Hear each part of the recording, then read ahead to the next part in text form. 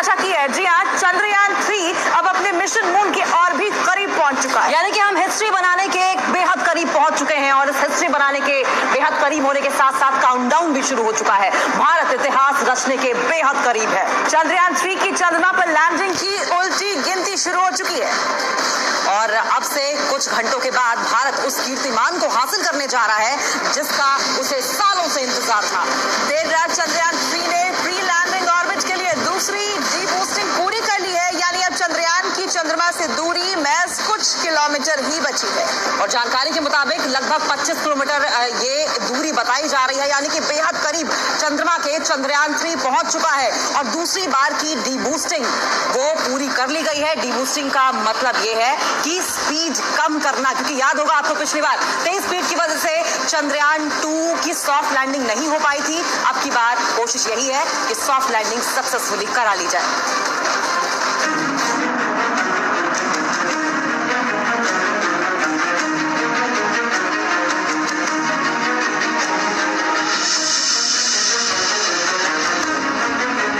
चंद्रयान 3 धीरे धीरे चांद की दहलीज पर पहुंच रहा है।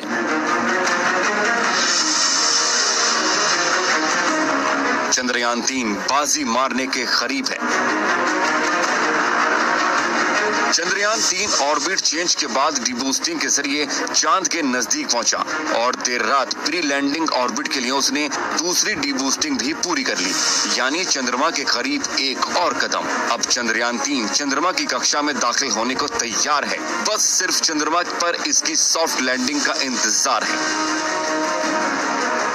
इसरो के वैज्ञानिकों ने चंद्रयान 3 के सॉफ्ट लैंडिंग की तारीख चंद्रमा पर रोशनी के हिसाब से तय की है।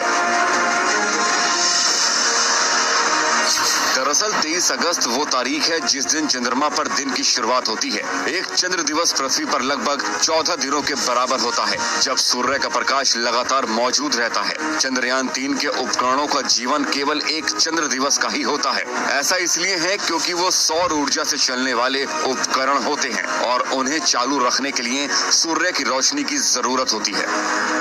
इस प्रक्रिया को कुछ ऐसे समझें कि रात के वक्त चांद का तापमान 0 से -180 डिग्री सेल्सियस तक पहुंच जाता है, जिसकी वजह से चंद्रयान के उपकरण खराब होने का खतरा ज्यादा है। ये रिस्क इसरो कतई नहीं लेना चाहता, वो भी उस स्थिति में जब भारत इतिहास रचने जा रहा है। चंद्रमा पर चांद एक चंद्र दिवस यानी 14 दिन तक रहेगा। इस दौरान भारत को चंद्रमा के बारे में वो तमाम जानकारी दी जाएंगी जिसका इंतजार बरसों से था।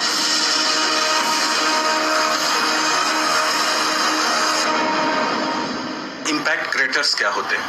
इम्पैक्ट क्रेटर्स मान लीजिए जैसे अगर आप रेत पर दो पत्थर एक पत्थर जोर से फेंकें तो रेत पर एक गड्ढा हो जाएगा और गड्ढे के किनारे पर एक वॉल हो जाएगी। वही सेम क्रेटर्स आप यहाँ देख रहे हैं जी। वही सेम क्रेटर्स, ये साइड वॉल्स है जी, ये क्रेटर्स है। यानी क्रेटर्स के अंदर भी क्रेटर्स है, देखिए जी, क्योंकि बाद में कोई उल्कापिंड बाद में कोई छोटा उल्कापिंड अगर वहाँ गिरा है तो जी जी, तो ये क्रेटर्स होते हैं। ऐसे ही क्रेटर्स बनते हैं जैसे मैंने आपको बताया जी।